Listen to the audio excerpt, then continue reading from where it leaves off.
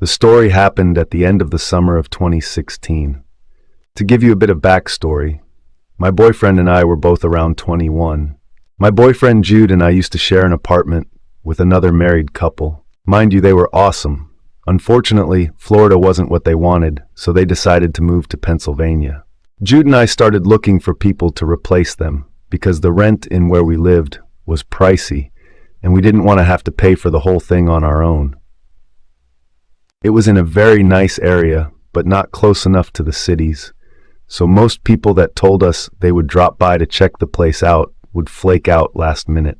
Eventually, we found this person that seemed to be a very nice and laid-back girl. She then explained how she was only looking for a place for her boyfriend Ray. Know that I tend to see people's auras when I meet them, and I always get a certain feeling when I don't like them immediately. I'm not a judgmental person in the slightest. It's just something I feel and can't help. I didn't not like this person straight off the bat, but I tried to give them the benefit of the doubt because everyone else seemed to be okay with him, so I thought I might be wrong, and I was hoping I was. As the time went by, said Ray started being super loud and invited people over on weeknights till 4 a.m. playing music, loud enough for it to sound like it was being played from our room, etc. That, knowing stuff like that too, and being beyond disrespectful, especially to me, Jude wouldn't do anything about it. And I'm kinda glad because I know Ray would have wanted to fight him or something. Ray was 22 at the time, but had the mentality of a 12-year-old.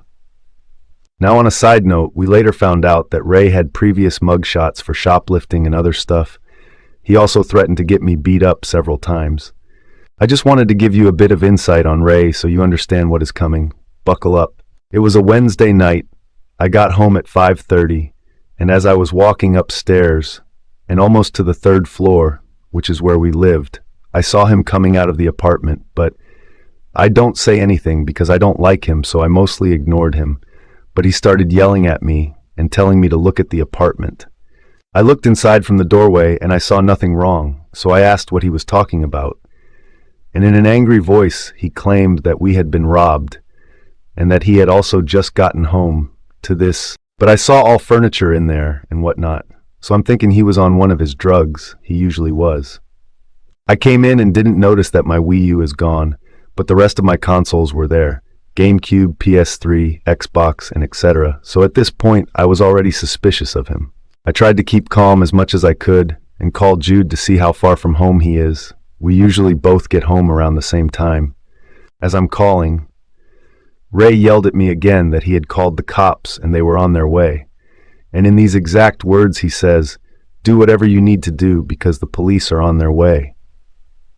When he told me that, I immediately knew he had been home for a while, because he must have had time to hide all of his weapons and paraphernalia, and God knows what else he had.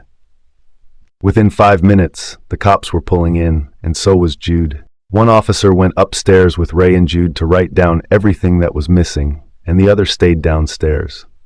I stay with him just chatting, according to Jude. We were missing a lot in our room, but Ray is only missing his PS4.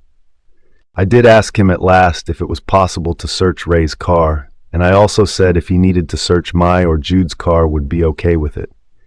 He said it wasn't necessary, but agreed to search Ray's car. The officer didn't seem to like Ray very much, right off the bat either.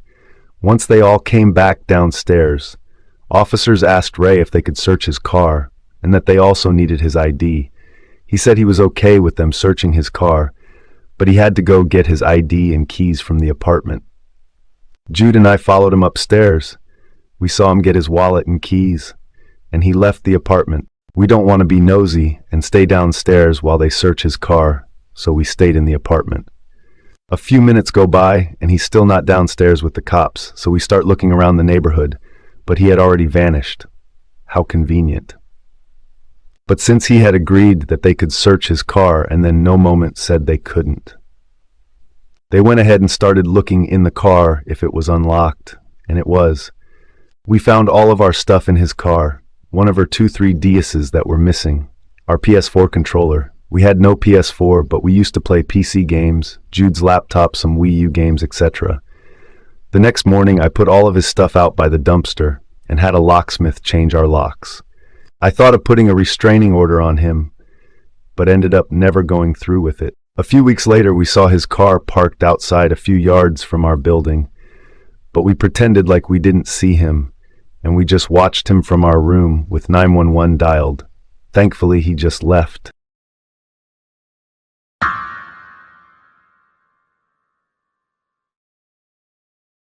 So for some context, I'm a guy, and this happened when I was 18. I was planning on moving out of state for college, and I didn't want to pay the ridiculously high price for student housing.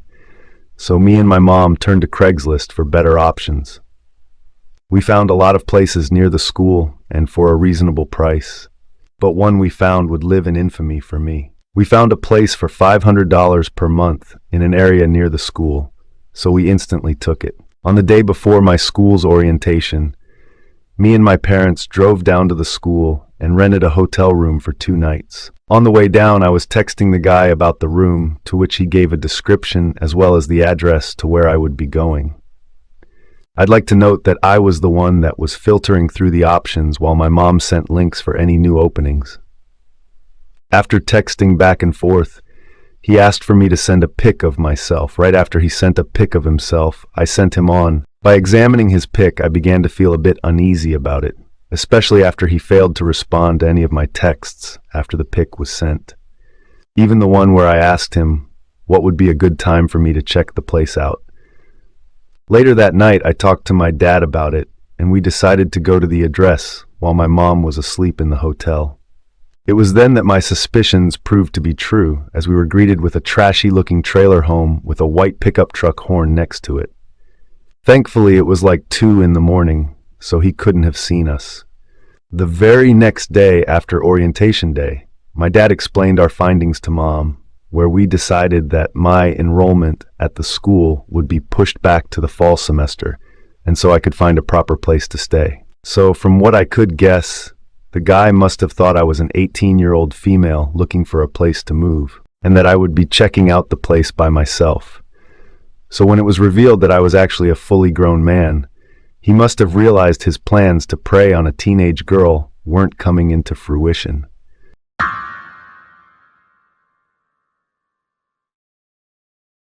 To start off the story, this happened while I was in college. My sophomore year, I lived in the dorms and I was assigned to a random roommate. He seemed a little bit introverted, but fairly normal at first, but he wouldn't really talk to me.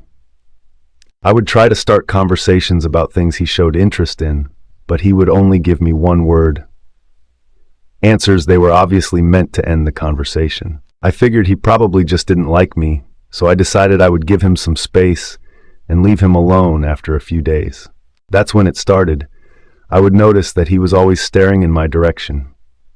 I chalked it up to coincidence, but it continued happening. Classes started up, and I spent less and less time in the room. But whenever I was in there, he would be constantly looking in my direction. Whenever I would turn to face him, he would turn his head away from me. But it would creep me out, since it was pretty much constant. I started noticing that he would lay on his bed to read, but he would always hold the Booker papers at an angle that's always gave him a direct line of sight to me. About a week or so into the semester, my girlfriend at the time and I went on a morning hike and crashed on my bed at around 2 p.m. We woke up to him just standing there, staring at us. About 2 hours later, he didn't say anything, just turned and left the room. It was at that point that I decided I needed to leave before he did something to me in my sleep. I got out of there pretty quickly. Fortunately, I didn't see him again for quite a while, but we ended up having a class together senior year.